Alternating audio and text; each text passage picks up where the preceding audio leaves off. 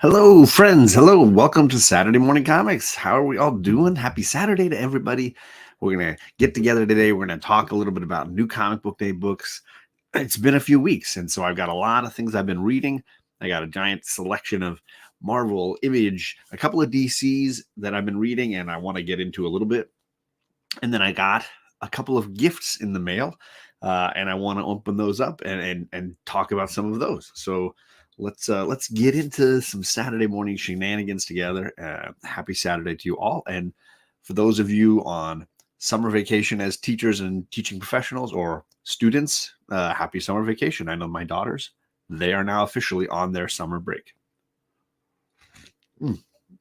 So cheers to all of you. Let's see who is in our chat this morning. We had some tailgating going on from Ruben Guzman. What's up, Ruby G? He says, holy moly, am I first? That is right, you are. What is going on, sir? Good morning to you. Las Cruces, good morning from New Mexico. How are you? Happy Saturday. Magic Lasso, what is going on, my man Ryan? Singing the theme song. Sadly, there. Well, let's see what we got. Yeah, no Kate, no Charlie, no bagels, no beagles. Yeah, none of the things listed in the theme song are here. There's a cat. I can, she's looking out the window down there, sitting right there. She's looking out the window, and there's a John, and there's comic books. That's John's Comics with Cats. That's what I got now. Brian LCS, happy Saturday to you, my man Brian. I hope your Saturday's kicking off well. He's doing that show Sunday mornings. If you want to have breakfast with Brian, make sure you're joining him. So that's tomorrow morning. Click the link, slide on over, and check it out. We got Gordon. What is going on, Gordon? Feed your family first. Everyone's asleep in my house.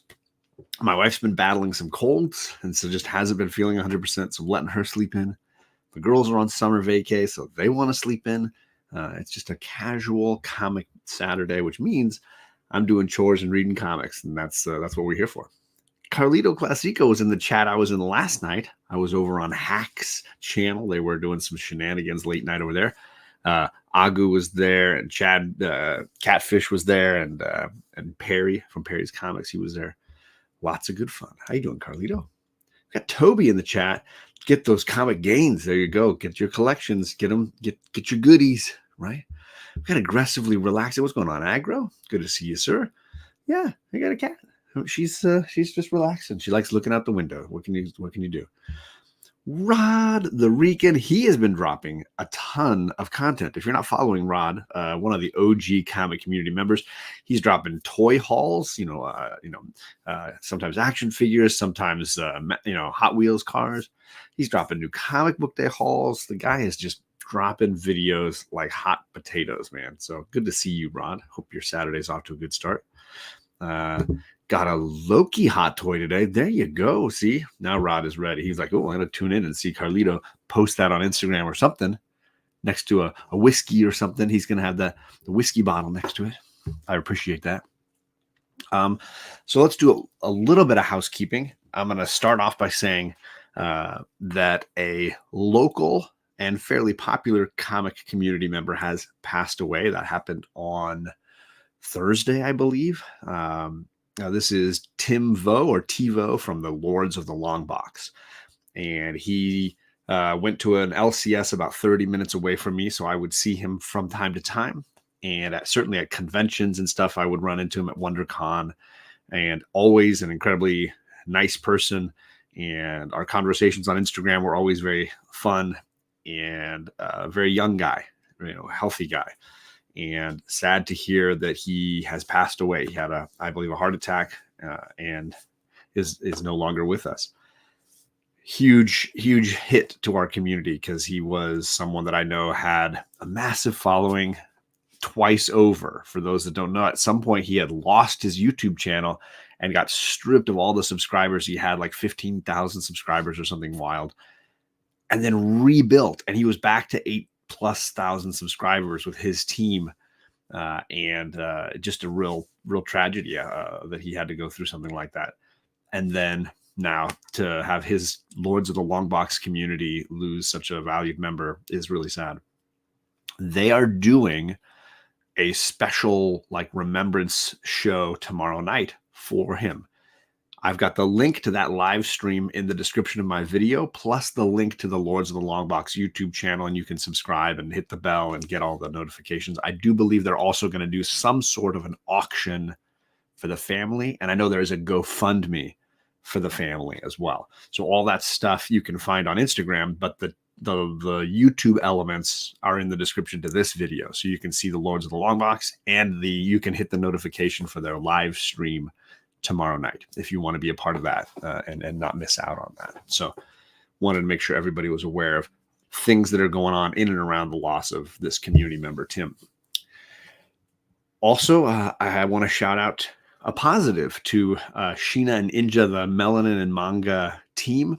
I put their link down below because not only did they hit some great benchmarks on their road to, I think they're on the road to 400 now subscribers. They're Sheena and Inja are really doing well on sharing their love for manga, but they also do great giveaways, and I won their giveaway.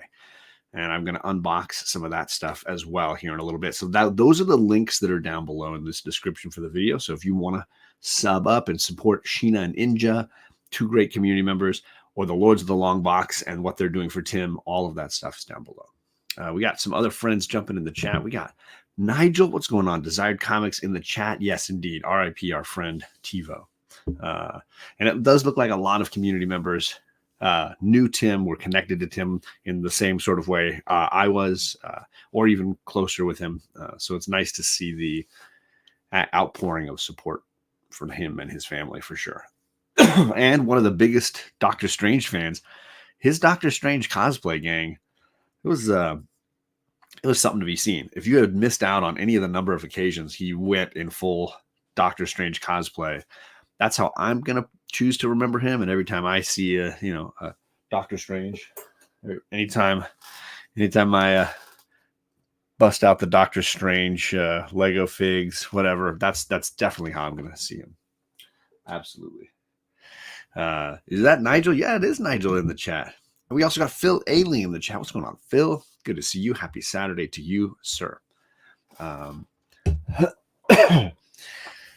I got a couple of comic variants in the mail that I purchased the other day. I'm going to share those off first. You know what a David Nakayama fan I am, and when somebody shared some great Rogue covers that he had done, I had to run out and snag these. So I saw a gentleman on eBay selling a pair of them, this and the Virgin variant. This is just the newest great X-Men Nakayama covers that I snagged off eBay. Gonna add that to the collection. They're in great shape, great covers. They look unread, and got the set. I think I like the Virgin variant better on this one, but hard to say. Some great comic stuff there. Do those Storm and Doctor Doom figures behind you ever get together to Cosby cover? Yeah, he just drugs her out and knocks her out. I mean, it's not outside the realm of possibility. Then Thor, comes to the rescue, and he, has to lay the hammer down. I don't think Hal Jordan's doing much of anything. He's just kind of chilling, relaxing. And Apocalypse is just waiting for the survivor, the fittest individual to come through. Let's see here. I have a bunch of things in the mail, by the way, and stuff that I'm going to hopefully have to unbox over the next couple of weeks. Very excited to get my Stevie B box in the mail. I'm excited to get some things from other community members that I've been snagging here and there. So got some goodies on the way. I was hoping stuff would get here today, but it just hasn't come through. All right, I'm waiting, hoping that Sheena might jump in or Inja might jump in. And if they do, then I'll pause what I'm doing here. But let's talk about some X-Men comics, because there have been a lot of good ones as we finish out the end of the Krakoan era. I got this homage, this Eric Larson homage cover to ASM cover with Venom and Spidey, but this is Cyclops and Nimrod instead. So this is the Rise of the Powers Fall of the House of X issue 5. I really enjoyed this issue. This is a very, very good issue. And then it was followed this week by Rise of the Powers of 10 issue 5, which I felt a little less enthusiastic about. ultimately, these are the final issues of Krakoa. And I know there's one more X-Men book coming out next week, X-Men issue 35 or Legacy, or whatever, 700 or 750 or whatever. I get the sense from what I'm reading about that book that it's really just an anthology of every writer who's worked in this Krakoan era telling a couple of pages of a story. It's not going to be a punctuation mark to the end of this era. Instead, it's going to be just like an annual or something like that. So this is really the end. And as an ending, it left me underwhelmed and disappointed that it didn't really have this heavy, powerful ending like it did at the beginning. So that was a disappointment. And I know I've been sharing that ongoing with all of you, I suppose, but now it's feeling real. It's starting to hit. Agu Ramos, my man, we were hanging out last night over on Hack's channel, making some trouble, making some noise. Yeah, once I buy a Doctor Strange hot toy, that's when I'll remember him every day. Yeah, this guy. The other book I've snagged this week was the wedding special for renewing the vows of Mystique and Destiny. And I didn't love this one either. I was just felt like it was just kind of bland. It just didn't have a lot of emotional weight. It was just kind of all over the place, partly because all of those people are the writer creators on this book. It's not one person's vision. It's like it's vision by committee kind of stuff.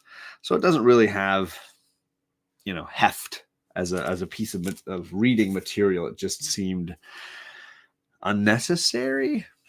And I wanted more story, and it just kind of felt frivolous. So those are some of my disappointments. Really, at this point, I think I've got one more Marvel book to buy, and then I'm kind of done with Marvel for now. I don't think I have anything on my pull list from them. I will read digitally all the new stuff that they do for the X universe, but I don't think I'm going to be pulling anything at my LCS when it comes to Marvel. How old is the Destiny character? You're asking a tricky question. So obviously she was an old lady when Claremont introduced her the first time, right? And she was elderly throughout most of the Claremont run. But then she died, and she was dead for an incredibly long time. And part of what was going on in the Krakoan era for Mystique was a desire to resurrect her wife. But Xavier and Magneto were wary because they did not want Destiny to foresee their plans with Moira. When they resurrected Destiny finally, Mystique, doing her little thing to get her resurrected, that was when she became young again. So she was a younger version. So she has no gray in her hair and no wrinkles and all that kind of stuff. So we have this version that you're seeing here. That's Destiny without her mask and her hoodie thing. So she is young again, as it were, if that helps a little bit. But as her age as a character, that would be trickier for me to gauge how old as far as since the creation of her. She's been around a while. Let's take a look at what other stuff I've been reading. I got a few overlays here of the stuff I've been reading digitally. I had one more X-Men book. I had already filed this one. X-Men Forever was great. This is issue 4, the final issue of X-Men Forever. This is basically when Hope sacrifices her life and becomes the Phoenix Force. It's an interesting, and I commented a little bit on Instagram about this, how it feels like an expansion of the mythos around the Phoenix Force. The idea that Hope Summers, by sacrificing her life, creates a moment in time that is the birth of the Phoenix Force. And then in a cyclical Phoenix kind of way is part of the birth, death, and, cycle of the Phoenix. So how does that all work? I mean, that's just buck wild, but who knows, right? Tony, I don't know that I can highlight that comment. What are you doing this morning? You're already up early and starting fires this morning, but good morning, Tony. There's a comment I can. Hi, How you doing? Sleepy Reader Damien in the chat. What's going on, Damien? Happy Saturday to you, sir. Just going over kind of the end of the Krakoan era. That was a very good issue. I'm enjoying most of what Kieran Gillen has done in this time. X-Men Forever, Immortal X-Men, those are among my favorites. And they usually had Lucas Wernick, a really talented artist, on those books, and I've really enjoyed any of those kind of things. Then we had issue 50 of Wolverine. This is the end of the Sabretooth War and really the end of this era of Wolverine. I will say this Sabretooth War has been a bit of a roller coaster as well, as far as highs and lows. I don't like the adamantium armor idea. I mean, I get what they're going for and a cool, different, like Silver Samurai Wolverine kind of thing, but I just, it didn't do much for me. And I feel like they did not use Sabretooth to the best that they could have, you know. Oh, I got a cat. Hi, kitty. What are you doing? Hey. All right. As long as you're not knocking slabs down, cat, you're all right with me. Let's see. In-laws are here. Just wanted to say hi. Well, thank you, Carlito. I appreciate that, and enjoy your afternoon with the in-laws. This is very true. This is very true. And you're probably going to be frustrated with me because I didn't load, Ryan, any of the DC books I've been reading lately. I should have done that, but I did not. But I do have a few more Marvel books, maybe one or two more. No, maybe this is the last one. I did read Ultimate Spider-Man issue 5. This is really a Osborn focused issue, which hence the cover here with Harry and Norman. Mom, cat, let's get out of here. Come on, get out of there. Get out of there. Stop playing with stuff. I feel like JP now. I got animals running around here. Trouble. What are you gonna do? This was a better issue for Ultimate Spider-Man. I'm still not in love with the Ultimate Universe. I'm not feeling a ton of joy for the Ultimate Universe, but it's, you know, it's there. It's working. It is what it is. I don't hate it. I just feel like it's kind of mediocre, I guess. For me, it's just not been the best that I've really, really enjoyed. We got, what's up, comic book addicts, comic talkers. What's the comic talkers? What's going on? How you guys doing? I should be joining them soon for another podcast with their crew talking about some fun stuff. I'm not going to give any of it away though. Got Thunderhouse Design. Happy Saturday. What's going on? Got Terry the Bronze Page. What's going on, Terry? Good to see you, sir. See. So in general, when it comes to the Ultimate Universe, they've got 3 titles. Black Panther's probably my favorite, and Ultimate Spider-Man's probably my least favorite. And then, you know, Peach Momoko's Armor story, which is called Ultimate X-Men, but it's not an X-Men book yet, is probably somewhere in the middle. I think they're all very entertaining in their own right. But I think they're uneven. And I think sometimes I'm just like, that didn't work for me, or that's not really hitting on all cylinders. So I'm not loving them, but I'm really not buying any of them in paper format. I'm buying them in digital format just to kind of keep up with whatever's going on there. So that, I think, is all my Marvel books that I've been reading. Let's see if there's anybody jumping in the chat. I didn't see Inja, and I didn't see Sheena, but those are my Marvel reads these days. Carlito says, I think Black Panther is the next hot toy, probably the one with Chadwick's head sculpt. Could be. Hey, speaking of Inja and Sheena, here they are. And the link for their YouTube channel is down below. I want a prize from them. I'm gonna open it right now. I got two packages from them. 2 Amazon packages here. I'm gonna see if I can tear it with the it worked. I didn't need the blade. All right. 1. Let's see. Tear this one here. And 2. Okay. So, if you're not following Inja and Sheena, you should, because it's a great chance to win fun prizes, most specifically as someone who is like me, who has read very little manga, only a little bit of One Piece ultimately. That's pretty much it. And you want a better understanding of the medium and recommended, you know, cultivated picks, stuff to check out and reviews. These are the ladies to follow. And occasionally, when they hit milestones like they just did, you can win prizes. It's even better. So they gave me a couple of their picks right off of Amazon. They had them shipped to my house. And here's what we got. I got Dan to Dan Volume 1. This is by Yukinobu Tatsu. And let's read what it says on the back. Momo strikes up an unusual friendship with her school's UFO fanatic, whom she nicknames Okuran, because he has a name that is not allowed to be said or spoken aloud. While Momo believes in spirits, she thinks aliens are nothing but nonsense. Her new friend, meanwhile, thinks the exact opposite. To settle matters, the two set out to prove each other wrong. Momo to a UFO hotspot and Okuran to a haunted tunnel. What unfolds next is a beautiful story of young love and, oddly, horny aliens and spirits. Ooh, spicy. I didn't think you were giving me any spiciness. Thank you. So Dan to Dan is what it's called. I'm curious what that title might mean. Sheena's crying. Look at her. At my reading, my dramatic reading, probably.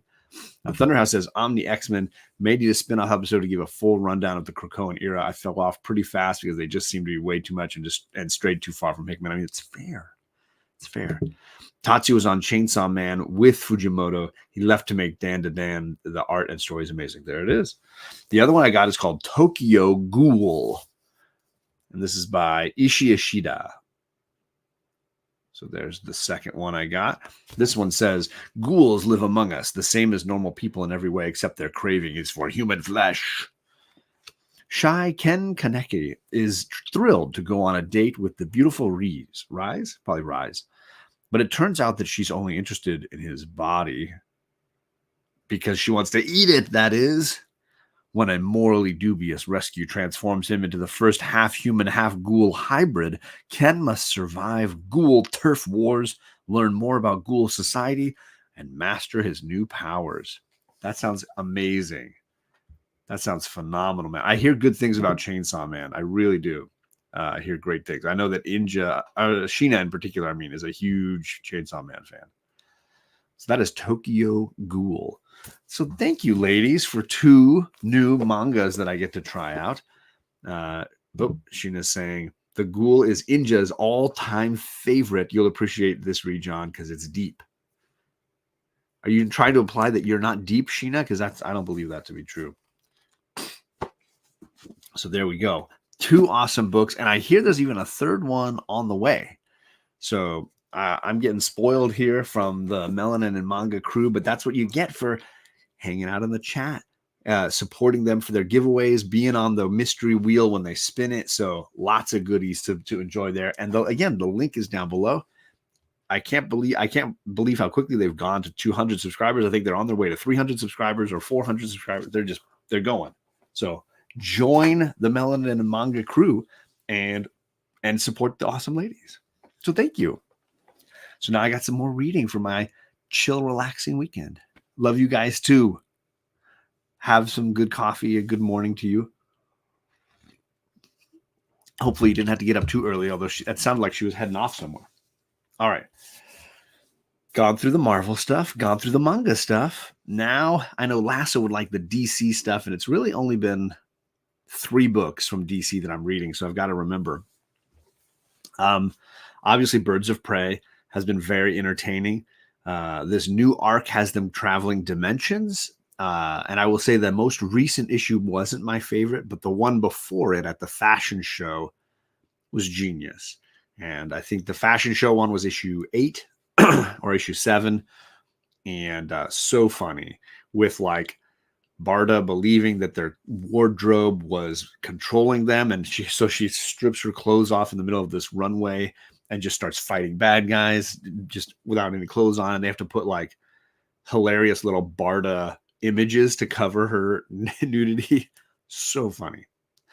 And then that carries into the new storyline where they're crossing dimensions to stop the villain. So Birds of Prey is by Kelly Thompson, and I'm struggling to remember the artist, but the art has been really, really very, very good. Very, very good. Worth getting. That first arc should be in a trade soon, if it isn't already. And that's really great because that has Themyscira and the Amazons and Wonder Woman. Very good arc, very entertaining. And yeah, Kelly Thompson, fresh. For those of you that might know her from a couple years ago, she did a Black Widow story with Elena Casagrande, which was phenomenal. And that I highly recommend. I know that's on the Marvel app if you've got it, and you can just plow through all 12 or 10 issues. Really good. Speaking of this, another one of the 3 books I'm getting at DC is Wonder Woman. And I know Ryan and I have loved the last 2 issues where we have Diana in captivity and the villains behind this current arc trying to manipulate her with like breaking her down mentally, psychologically torturing her, using the lasso of lies in issue 8. I believe they were using the lasso of lies on her, which I thought was probably my favorite issue they've done so far. And then issue 9, they went with like starving her and depriving her of human contact. And it was very powerful. I believe it was issue 9. Then yes, issue 10 or the next issue is going to have Cheetah and should be some very action-packed, exciting kind of stuff. But again and again, proving, I think, how well Tom King understands the DC universe and gets Diana. Very entertaining. Like the first 3 issues quite a bit so far. And there's a lot to read. I totally understand. But I will say Wonder Woman reads very quickly. You're coming up on, I think it was issue 5 and 6. They go very quick. One of those is almost just complete wall-to-wall action. And so should be a very breezy, fun read when you get to it. Obviously, some of them have a little more heft. And that was, for me, the Lasso of Lies issue was really, really great. And then lastly, I'm reading Nightwing, and the new issue of that starts Tom Taylor's final arc of Nightwing. And it's, I think, a 5-issue storyline. And we get to see sort of the end of the heartless Nightwing drama. The first issue was solid, not great. I'm really hoping that, I know it's rare these days for comic books to have good endings because it seems to be a medium where they don't want things to end.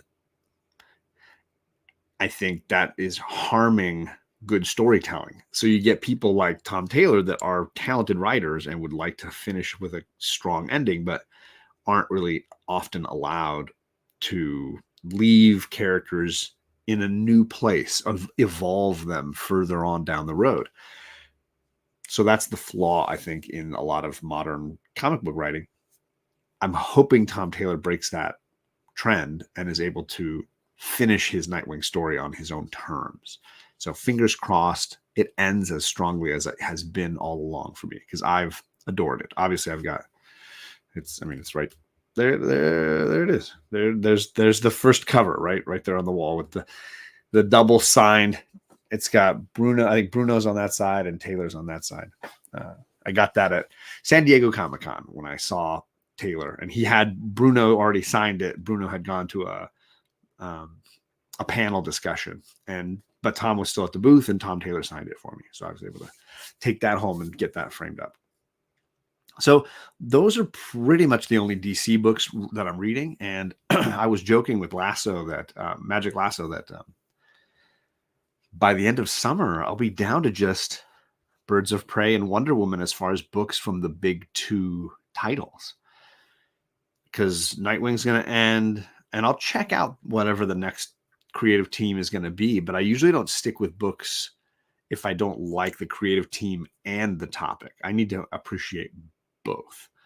And those are the books that make it on the pull list that I get physical copies of. And as of right now, there's nothing at Marvel and DC besides Birds of Prey and Wonder Woman that check those boxes for me. But who knows? Maybe by the end of 2024, I'll have a couple other new titles that'll make it onto the list. But lately, it's been shrinking down pretty quickly, pretty fast. This is a great one. I have been reading it. I've been reading this in the hardcovers that they've been dropping, and I've read the first 3. That takes us through issue 15 or 18, somewhere in that range. But they haven't published any of the hardcovers beyond that. So I'm definitely behind wherever it is in the current run, but it's great. Yeah. And really, this is a great one to bring up because it's an example of how an artist can really just leave their fingerprints all over a book. And I think Dan Mora's art is now so integral to what World's Finest has been. I can't imagine it without him. He has just been killing it. It's been so good. Fish Cat's in the chat. We hung out again last night, like I said, on Hack's channel. If you guys missed that, just cruise on over HAQ, and you'll find the live stream last night where we were all hanging out and just having a good time. Thank you for coming by. I hope you're off to a good Saturday morning. All right, I think that's all my Marvel, and I think that's all my DC books. I think that's it, except for indies, and almost all of them are from Image. And I've got, let's see, how many have I got? 1, 2, 3, 4. Oh, I missed one Marvel book, darn it. 5, 6, 7, 8 indies, but I'll get this one Marvel book out of the way because I totally forgot to talk about Chip Zdarsky's Avengers Twilight, which ended last week. If you have not read any of the Avengers Twilight, I'd highly recommend it. It'll probably be in a trade this summer, and you can collect the whole storyline of the 6 issues together.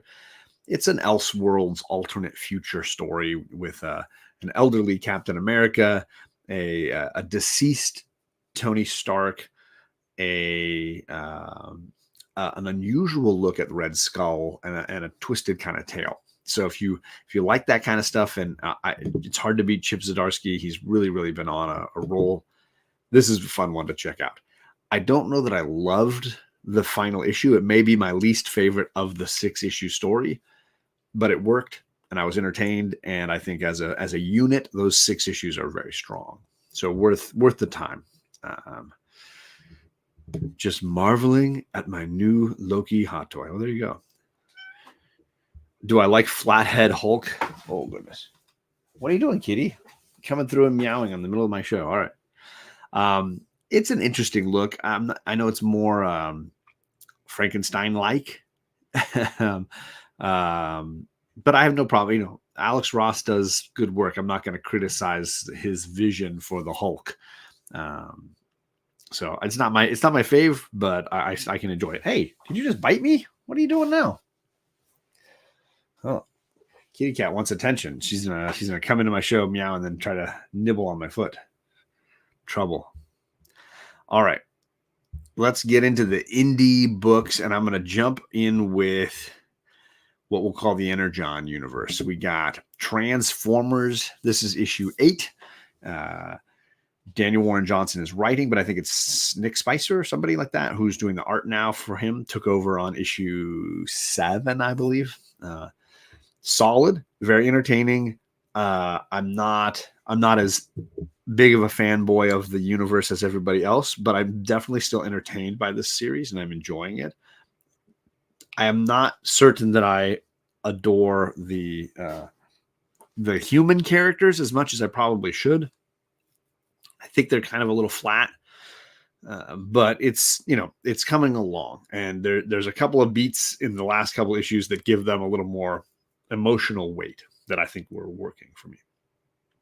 We also have on the same side, we have Void Rivals, and this is finally cementing its connection to the Transformers universe because this was issue 8, my favorite so far, but issue 9 that dropped this week has Transformers sort of front and center, and that connection is really being finalized and it's really showing up. So for me, issue 8 was the best one they've done for Void Rivals. I feel like sometimes they struggle to have characters have their own voices and they all sort of sound the same. That's my struggle with Void Rivals, is that there's times when I'm like, wait, which character am I is this the guy? Is this the girl? They all kind of sound the same, but they didn't have that problem in issue 8. It really worked for me, and I was really impressed by that. So this was a good one. And then issue 9, like I said, brings the Transformers in too. Let's see here. Did I miss somebody? We got Legion of Comics, a perfect timing. I'm going to do Energon, and I'm going to do the Geiger verse. He's just rolled in at the perfect moment. And we've got Entropy in Comics. Kevin is in here. What is going on? He says, watching Springer's surprise when am I going to start this? Priximus brought the fight was amazing. Yeah. This battle in issue 8 was really cool, and lots of twists and turns, ends on a cliffhanger, and then picks up right where it left off in issue 9. So really working well. What is going on? Well, Boar's in the chat. What's going on? How you doing? Happy Saturday to all you guys. Comic characters only sound the same when I don't create separate voices in your head. I mean, I can respect that. You could get that solid. For me, it's also the art, because I do feel like, as much as this is a Romeo and Juliet story, Romeo and Juliet look exactly the same. Like, it's really difficult with the masks on to give them separate identities. They all start to kind of look the same. And that's a flaw in the art for me, that really they're not doing enough to help me, so that when I'm reading along, I'm like, God, which one has the red eyes? Is it, I think it's the guy. And I get a little, so it's been a month and I'm trying to remember how to distinguish one from the other, and they are usually wearing their helmets. So that's part of the thing, right? So that's the Void Rivals 8 and 9, continuing that story along. And then we also, in that same universe, had the final issue of Cobra Commander, which has been, I think, of the Joe stuff, I think it's been the most consistent book and the coolest, kind of darkest of these books. I still think issue 3, I think, when they're torturing Cobra Commander, might be the best thing that the Energon universe has ever done. It was quite bold and exciting. So this has been an entertaining book, and I was kind of sad to see it end, but it ends where it needed to and sets up a Destro pairing and some of that kind of stuff. So if you're into G.I. Joe, these are fun little 5-issue minis that you can pick up. There was a Duke one. There's going to be a Destro one. I think there's going to be a Scarlet one. So they're going to ongoing kind of do a lot of these as they bridge Transformers, Void Rivals, and the G.I. Joe worlds kind of together across all these books. So I know some people are reading a ton of this stuff. Yeah, that torture sequence was intense, and he came off really cool. Really, really cool. And of course, you hear the comic book or the cartoon character voice in your head distinctly when speaking of voices in your head, right? What's up, Trev, the shipping guru in the chat? What's going on, my man? I was a little late this morning because I was over listening to Cliff. Cliff on Comics had Carrie from officially unofficial. I screwed it up too. I did it wrong too. Officially unofficial Geek. Carrie was over there on Cliff's channel this morning. They had a great discussion going. I was listening while I was doing dishes and prepping the show. So I was a little late here because I was enjoying their talk, and they may still be going. They were going when I went live. Let's see, branding. Where was I? I think that was it on the Energon universe. Was there more? I don't think so. I think that was it. Let's see. So let's jump over to the Geiger universe. They had the second issue of Geiger. This is the ongoing Geiger. And I know that can be confusing to new fans who are trying to get into the universe. There was an original story, which you can get in a trade paperback. And now we're 2 issues into the ongoing after the miniseries, right? And there's lots of other stuff and tie-ins. But the truth is, I think the reason why I'm not loving Geiger is the reason why new fans probably would love Geiger, which is they're spending a lot of time just catching you up, setting him in action, getting to know the story a little bit and moving things along. So I think new fans would easily get into it, whereas I'm just bored. Like, I'm just feeling like, okay, I've already kind of know this stuff. I'm waiting for the story to hit for me. And I think it's just because they're trying to land on the same pages and just get everybody ready to go. For me, nothing's happened. I feel like nothing's happening yet. So I'm just kind of like, okay, at some point stuff's going to happen. And I also feel like the character of Geiger is still very one-dimensional and doesn't he's a Mad Max kind of guy. And in that way, Mad Max has the same problem, which is he's just right here, right now. There's no layers, there's no depth, there's no anything. It's just he is what he is in the moment, and that's it. There's no deeper layer to him. And I think That's usually why the best Mad Max stories have a very exciting world around him. You know, you throw him in difficult situations, and then you're like, oh, how does he react to it? Because there's no really interesting, difficult situation yet for Geiger, I'm just kind of waiting for him to get into it. Do you know what I mean? So that's my issue with the Geiger book at this point. I still feel like it's spinning its wheels a little bit. I felt like issue 2 had catch up still. They were still just trying to, he's still walking the earth like Kang and Kung Fu. I'm waiting for a universe to build around him. I'm going to get to Red Coat here in a second. You're really not going to like me because that book, I may be done buying that book. I am very near to done. I don't know that I want to read another book of that one. We could do that. Let's do it. I pimped it already. This book does for me. And I was thinking about why. And I think it's because a good story with a rogue as the hero needs to have some part of him that I like, something about him that I enjoy. And they're working way too hard to give this guy nothing that I like. Like I like Han Solo. This is no Han Solo. Like this guy is painful to read. Like he's not enjoyable. A good rogue story, I should understand why everybody else hates him, but I should laugh and be like, he's a lovable rogue. Like he's an enjoyable rogue. I do not enjoy this guy. It pains me that I can't enjoy it as much as everybody else, but I just feel like, yikes. Like every moment spent with this guy is painful for me. Like I'm just like, I just can't stand this character. And it seems like they're working really hard to make me not like him. It's like really difficult. So I think I'm just not the audience for this book. I just, I get that they're trying to now add the likable character. They've given us little Albert. They've given us, oh, cute little Albert. Look, there's a likable character, but it's just not enough. It's like they've over salted this dish so much that at this point no other flavor comes through. He's an ass, but but Han Solo is an ass. But I like Han Solo, and I want to spend time with Han Solo, and I can see that he's offering something valuable to their story, but not this guy. This guy's pure garbage. Like I just don't like him. I just don't like him at all. Of course, Cliff is Cliff still talking? That's hilarious. That Cliff is still going. That's hilarious. I love it. I'm going to jump back over there if I'm done and he's still going. Benedict was great. Watching them verbally spar in front of mixed company was great. I liked that throwing in historical figures. Like Benedict Arnold obviously was in this issue, and they had, oh, darn it. One of our founding fathers, Ben Franklin, in the previous issue. So they're definitely doing some of that stuff. I just think, I've yet to find anything that I like about this character.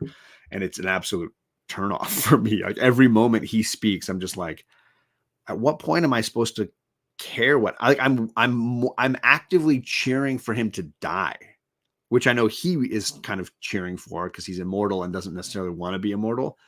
I'm like hoping that he gets his wish because then I won't have to listen to him anymore. Like that's kind of where I'm at with the character.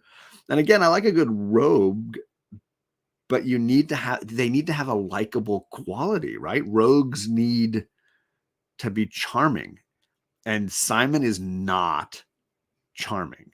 You think about Han Solo, he's a very charming rogue, right? This is not that. But that's, oops, sorry. I thought again. I think the readers are going to get to discover that part of Simon along with Simon. Okay, that's interesting. I think it might be too slow for that. John is no noob. He knows what he's doing. I mean, I'm not claiming it just might not be for me. I agree to this as well. If you want somebody who reads books, a ton of books, and has all kinds of great information on what's on the shelves, you can't go wrong with Mark. Absolutely. You cannot. Chedai. we were talking about the Energon universe. I already finished going through all the X-Men books that came out the last couple of weeks before that. And now we're moving on to the Geiger universe by Jeff Johns. We're going to get to my favorite of those books here in a second. Yeah, I mean, Gambit's another great example of somebody that makes a ton of mistakes, does the wrong things, says the wrong things, but he's so charming. You're like, I'm there for it, right? I just haven't found that with Simon Pure yet. The humorous moments are what we have to hold on to in this early. And there's plenty of those. Okay, that's fair. I will agree, Carlito, because overall, at the end of this month, actually, I will even say it now, from here to December, I've got one guaranteed Marvel purchase. And that's the X-Men book that comes out next week. And that's it.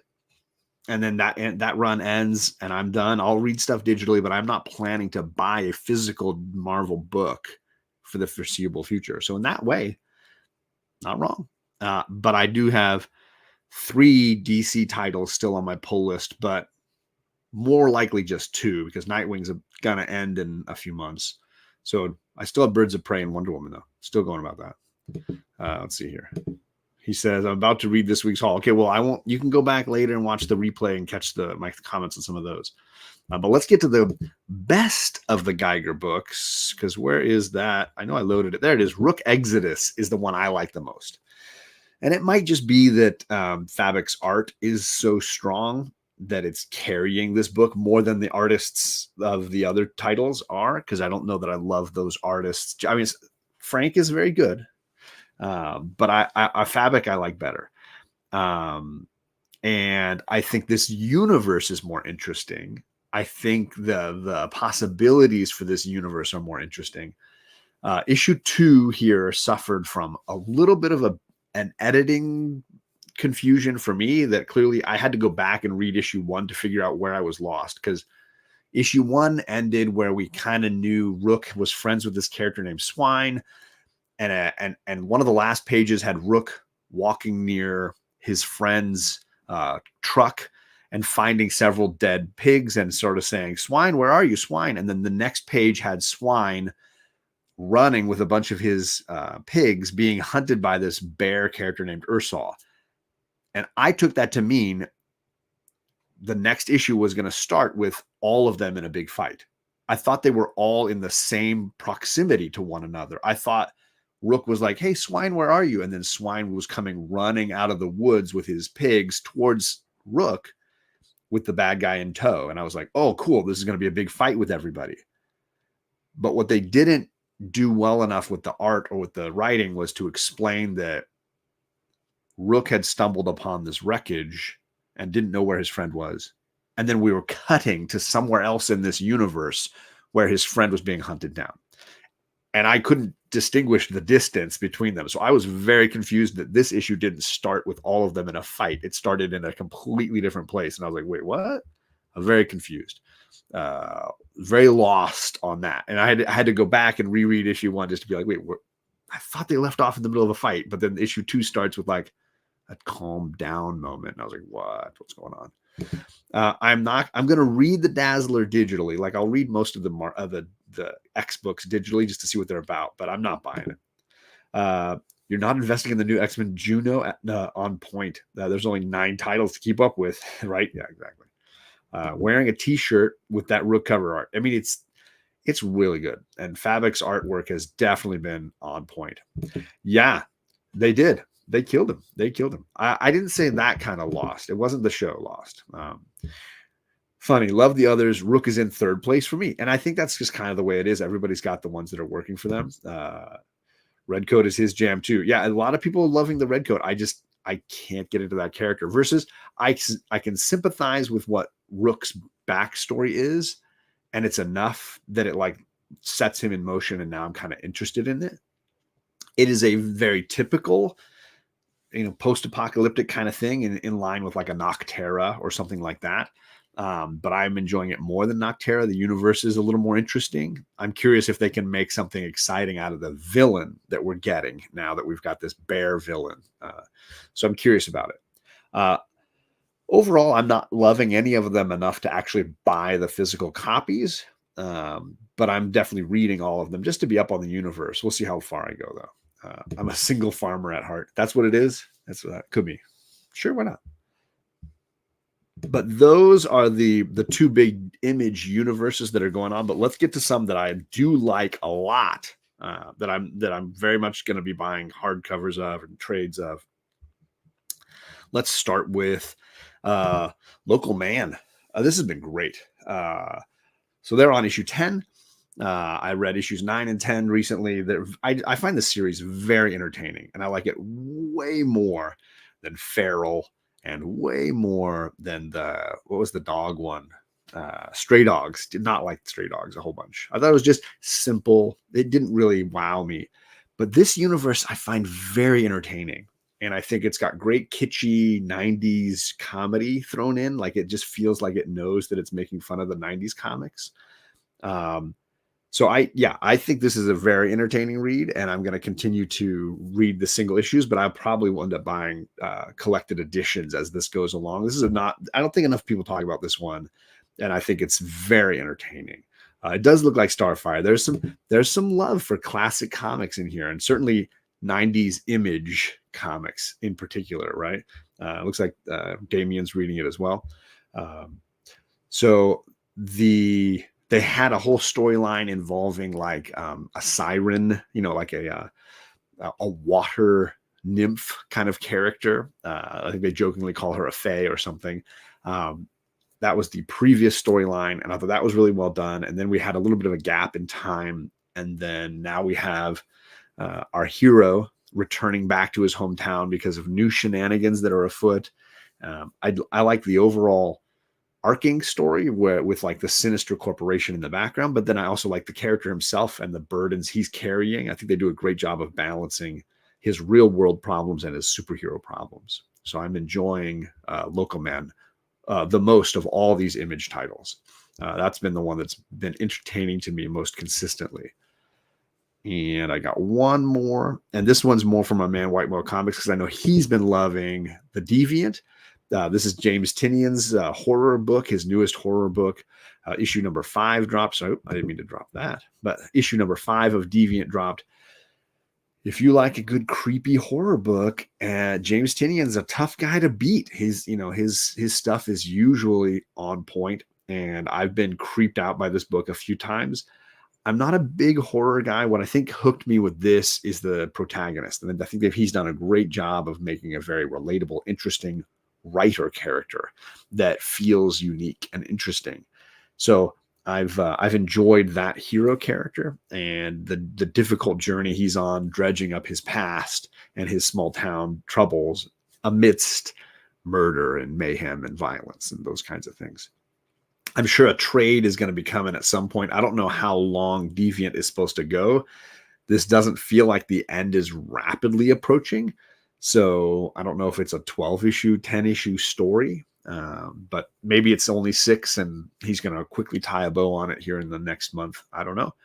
But art is really, really great. I can't remember the artist's name. It says Hickson, but I can't remember his or her first name. But I've been enjoying the Deviant book every time a new issue comes out. I'm kind of excited to see where the twists and turns go next. It gives me vibes like a true detective kind of a thing, but instead of police officers investigating, it's a writer who's trying to solve a crime that took place in his hometown when he was a young man. And so, Zodiac, True Detective, those kinds of scary, true crime kind of vibes is what this is giving. And if you're interested in that and that kind of stuff hits for you, you might enjoy this in a trade. If James Tinian is your jam, if you enjoyed Nice House on the Lake, some of his other great books, it's hard to go wrong. He's just a really clever writer and usually gets really great artists who tell a good story with him. So that is The Deviant. And I believe that is my last new comic book day book for you to hear a little bit about. Why don't you like Amazing Spider-Man? It's kind Spidey is kind of like Batman in that I think he just gets overused. And he's also like the baby the big two. They don't want to let their babies get hurt in any way. They don't want them to change. They don't want the universe to adjust. So Batman and Spider-Man tend to be very repetitive, and I tend to get bored with it. It really takes an original take on those characters to push me into to enjoying them. And I think in general, it's rare that happens. Usually you have to do an Elseworld story, to get something that's a little more interesting out of those characters for me. And I'm usually more interested in the villains in those universes than I am the hero. So a lot of times with someone like Batman, I was reading Batman because I liked Dick Grayson, I liked Poison Ivy, I liked Two-Face, all the surrounding characters are interesting. But Batman, I always felt like he's a repetitive character. He's not going to evolve. He's not going to get to a new, interesting place in his life. DC is very protective of the character. They don't want that to change, LCS has an exclusive Witchblade cover for upcoming title done by a local artist at no charge to the artists. They submitted art pieces and they were sent to Image. Oh, that's cool. And happy Saturday to you, Gore. I hope you're enjoying your Saturday so far. I'm just wrapping up here at the hour mark. Ran through my new comics that I've been reading and some of that kind of stuff. Why don't you like Senora Lola Lasagna? Because you made her up. It's a fiction, Ryan. I don't believe you. It's not real. Cardstock Variant, happy Saturday to you. Hope things are off to a good start for you. I'm about to get into some chores that I got to get done. Some little things that need to get checked off of the list. The cleaning of things in general, and then get on with my day. I don't know if I'm going to crash in on anybody else's live streams. Probably not. We'll see. Kate is sleeping over with a friend's house tonight, which means Charlie and I are going to probably do a movie marathon together on the couch, pick out some fun, scary stuff or some fun action stuff or some cute rom-com-y stuff, whatever, and enjoy just movie dad and daughter time. My wife's coming up, getting over a flu or a cold, not feeling 100%. So it's just us for now. John has a particular type of arachnophobia. Spiders on pages are his weakness because they bore me. I mean, I loved it when I was a younger guy. I loved Eric Larson in particular. His ASM and regular Spider-Man stuff I thought like really entertaining. What's it called? Return of the Sinister Six or Revenge of the Sinister Six. The storyline he did in Spider-Man after Todd McFarlane left. Loved it. Great stuff. And I used to have that. I think I still have it as my wallpaper for my YouTube channel in the background when you go to the channel. I loved that. That was a great storyline. And he always was great. Eric Larson Ruin was great. I don't know what that means. His run. I think you mean his run. You spelled it perfectly. This guy. But yeah, I like Larson a lot. And I don't have anything against Todd McFarlane. I think I got tired of the way he did like the super curly hair on everybody. I was always like, okay, everybody's got a like hardcore perm. It wasn't the 90s. This wasn't the 80s. I mean, it's the 90s. The perm thing was on its way out. Like, I don't know why everybody had to have a perm. Anyways, we can't be friends anymore, John. No Spidey love. I just shared some Spidey love. Eric Larson love, really. I never had a liking for Spideys either. If you guys haven't been following Will on Instagram, every day he's been posting a slab at a great price. I already snagged one. I'm going to keep watching and try to snag a few more, but every day he's posting a slab at a great price all month. I think it was like over a month that you're going to have to do it. All right, Will, let everybody know. So snag some great books by following a great guy. He packs his books really well too, so you'll get your slab in primo condition. But that is it. I am done. I'm going to get on with my day. I got my new manga books from Sheena, and her link for Melanin and Manga is down below. And then our gentle friend Tivo, who passed away, Lord of the Longbox, the link for that YouTube channel and for the live stream they're going to do tomorrow in honor of Tim, it's all down below too. So if you want to catch up on any of that and be ready for it, you can enjoy it there. Big Will says 2 more weeks. Okay, so 2 more weeks he's posting slabs. So 14 slabs.